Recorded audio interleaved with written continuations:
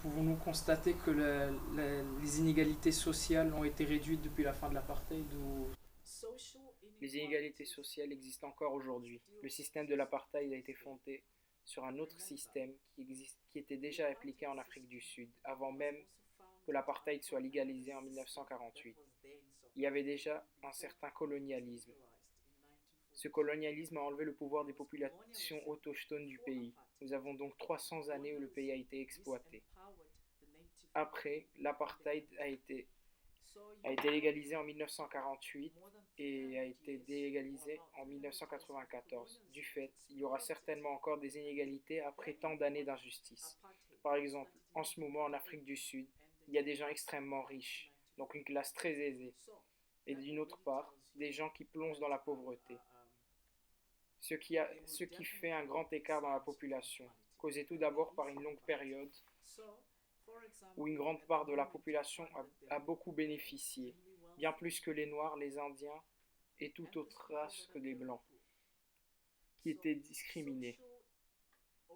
Si nous venons à comparer entre les régions où les Blancs sont majoritaires et celles où les Noirs le sont en Afrique du Sud, il sera évident qu'il y a un flagrant écart entre les deux. Un groupe social a bien plus bénéficié qu'un autre. C'est donc un facteur historique qui explique cette inégalité aujourd'hui. Ce facteur historique revient à l'époque coloniale, où les populations autochtones ont été exploitées.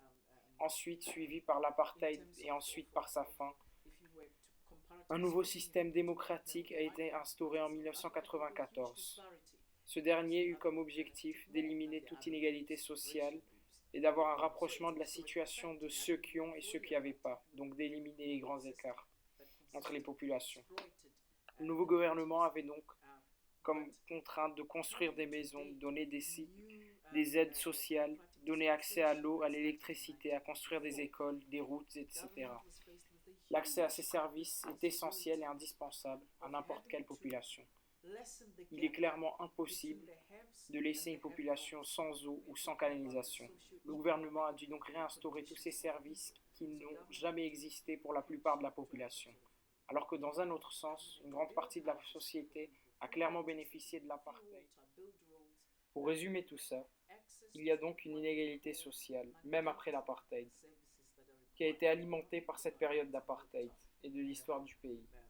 Maintenant, la majeure contrainte est de créer un certain équilibre entre les pauvres et les riches. Ce phénomène n'est pas uniquement sud-africain, mais global.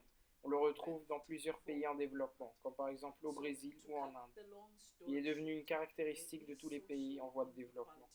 Donc oui, l'inégalité sociale est encore présente en Afrique du Sud, même après la fin de l'apartheid.